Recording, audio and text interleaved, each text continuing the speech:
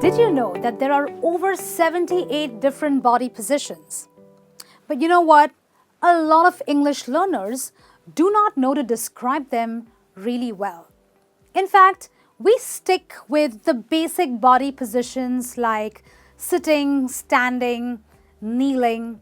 Well, these are very common ones. But we do tend to do certain things with our bodies which we can't really find words to explain. And that is why in today's session, I will help you learn some words that will accurately describe body positions that you are performing daily but don't know how to talk about. The first one is slouch. Now please understand, the pronunciation is slouch. You want to open your mouth really wide and go slouch. Well, what sort of position this is? Let's have a look.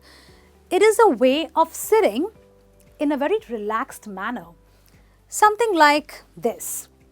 But let me tell you, this is not a very good position because as you can see, her back is hunched. And that's not a good thing for your body. So, you can tell someone who sits like this, don't slouch in your chair. Why? Because it's bad for your back. Like I said, it may seem relaxed, but it's not good for your back. Okay, that's called slouch. Stoop down. Okay, the word down should give you a hint. Your body is somehow moving in the downward position. So, you are bending your body again forwards and downwards. But this time, you are bending a little bit more. In bending over, you were bending, but here you're coming all the way down, just like this guy out here.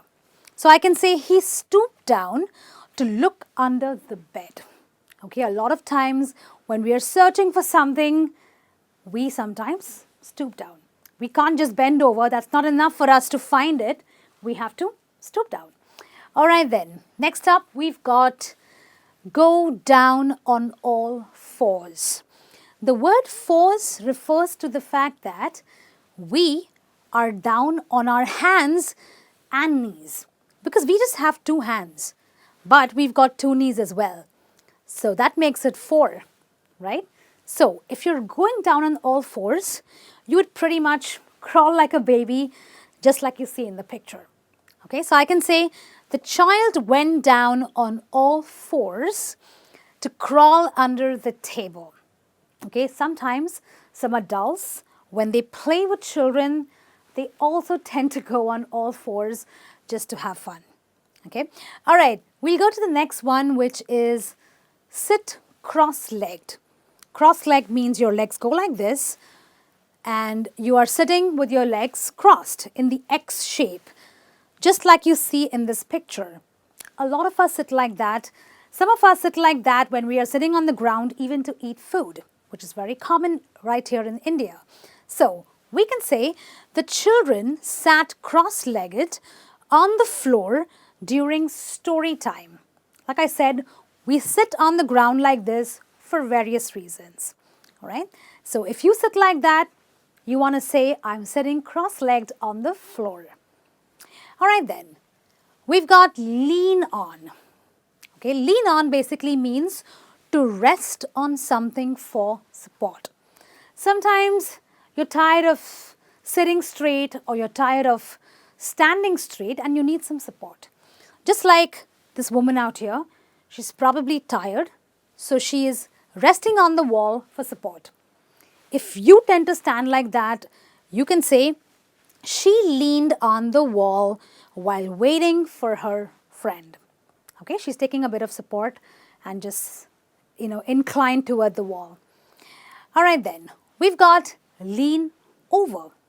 Okay, quite similar, but here, lean over means to show interest in something that is happening below. So remember, if you are using this phrase, you are probably standing somewhere which is on the upward position and you are looking at something below. Okay, so just like this woman out here, she's standing against the railing and she's probably looking at something below over here. right? So we tend to lean over if we are interested in knowing what's happening below. That's when you can say, she leaned over the railing to get a better view, right? We always do that. We always tend to see things with interest that is happening below. That's when you will use this. I have another one for you. It's called bow. Now I know some people say bow. This word is actually a homophone, which means in some contexts it can be called bow. But if you call it bow, it refers to an accessory that we wear in our hair. You know, kids wear a nice little bow. But here, bow, the pronunciation bow refers to a position to show that you are appreciating someone applauding you. Assuming you are somebody who is on the stage after a performance or before a performance, when someone applauds you, this is what you will do. You will bow. Here's your sentence. The actors bowed after the performance to thank the audience. Okay, that's called a bow. Say this with me. Bow. All right, we have another one. Curtsy. Okay, it's called curtsy. Not curtsy, but curtsy. Well, this position is typically used by the royalty, the English monarchy. So I can say that this position requires you to take the sides of your dress. Okay, it's used by women because women wear dresses. So you take the sides of your dress and you cross your legs and give a short bow. Not a bow, but a bow. Just like the girl out here. Like I said, it's used typically by the English monarchy, by royalty.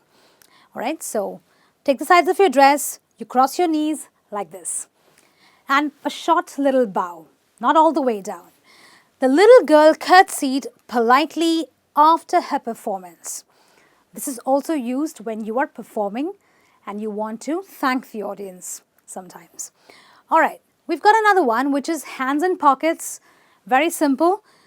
You're waiting for someone or something and you've got your hands in your pockets to anticipate what's going to happen next, just like this gentleman right here. When you can say, he was standing with his hands in his pockets waiting for his daughter. Okay, he's probably outside his school waiting for his daughter.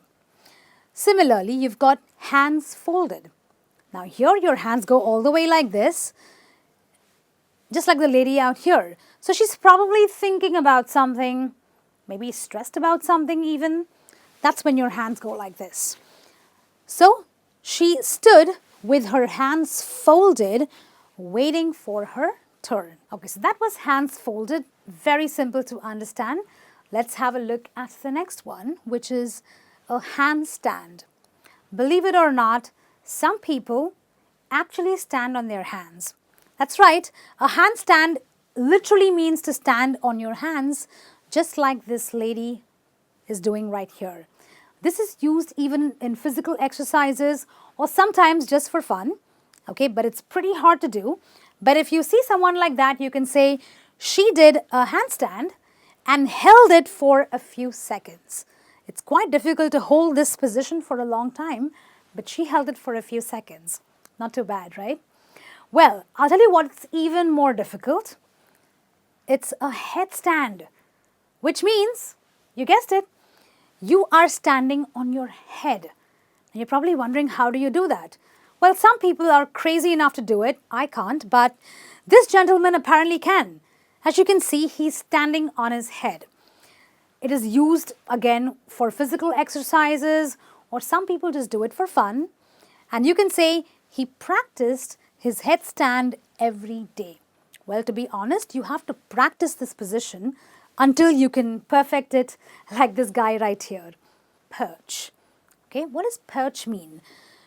Perch means to sit on something high and narrow. Okay, this word is also used for birds that sit on the branch of a tree, which happens to be high and quite narrow, but human beings do it too, just like this little boy here. So I can say the boy perched on the edge of the bench. Okay, we sometimes tend to perch on something, especially if that happens to be high and narrow. Let's have a look at the next one. sit up straight. As the phrase suggests, sitting up straight is sitting with an erect or a straight posture. This is a good posture because you're sitting straight, which is actually good for your back. You can say, please sit up straight while you're at the table. So if someone is slouching, you can ask them to sit up straight.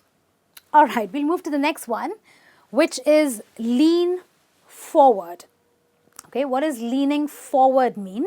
The word forward should give you a bit of a hint. It basically is a way of standing or sitting to show that you are interested in something or you're curious about something. Okay, so if you like something or if you want to know something, your body posture will always be inclined toward the front, right? You will come forward. Just like this man right here. He's obviously interested in something. So I can say he leaned forward to hear what she was saying. Okay, he's curious, interested, so he's leaning forward. Another one, recline. Now, I don't know how many of you go to movie theaters and sit in those wonderful chairs called recliners. Do you know why they are called recliners? Those chairs are called recliners because that comes from the word recline, which means to lean or lie back in a relaxed position with the back supported. A very relaxed way of sitting, just like this guy out here. Honestly, he's a little too relaxed because he's almost fallen asleep, as you can see. But if you see someone sitting like that, or if you're sitting like that, you can use this phrase by saying, he reclined on the chair to relax. Okay, that's a recline. We have another one, crouch. Now this seems to be almost rhyming with slouch, but this is crouch. Again, you open your mouth wide and you say crouch. What is it to crouch? Let's have a look. You're sitting with your body close to the ground, almost as if you are hiding from something. Okay, so like this girl out here, her body is very close to the ground. She's sitting down and her legs are very close to the ground. So I can say Lisa crouched down to look at the bug on the ground. Sometimes you're crouching to see what's very close to you, which is probably on the ground. In fact, a lot of predators like lions and tigers, they sort of have a crouching position before they go and kill their prey. That's called a crouch. Next up, we've got kneel. Now the word kneel comes from which body part? The knees, right? Which means that when both your knees or just one knee touches the ground, you are kneeling. Okay? Something like this. This guy only has one knee on the ground, but he is still kneeling. I can say she knelt down to tie her shoelaces. We all kneel down sometime or the other to do some activity. All right, that's called kneeling. We have another one, which is squat. Okay, please notice the expression, the word is not squat, it is squat or squat. And what is a squat? Again, you are sitting down, your body is close to the ground, but this time your pelvic muscles are tightly pulled, okay, especially when you are trying to work on something very close to the ground. Let's say if you're fixing a tire. This is how you would look like. This is how you would look like if you were squatting. This guy is squatting, he's obviously working, he's picking up something. So he's sitting very close to the ground and his pelvic muscles, as you can see, are tightly pulled.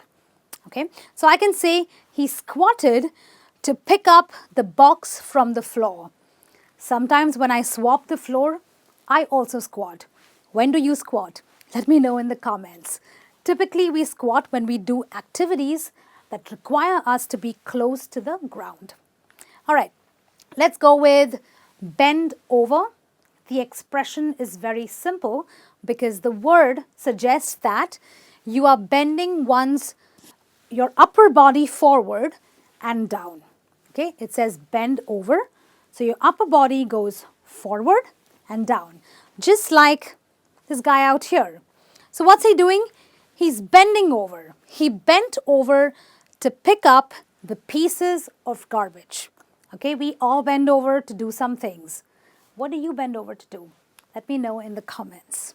All right, well, that's it from me on this lesson on several body positions. Like I said, there are 78 body positions, but we took the ones that are very commonly used, but we don't know how to express them, at least most of them, right? Which of these body positions were new to you? Put them in the comments and let me know which of the new expressions that you are going to use as you speak in your daily conversation. I'll be back with some more lessons. Until then, this is me saying take care and keep practicing.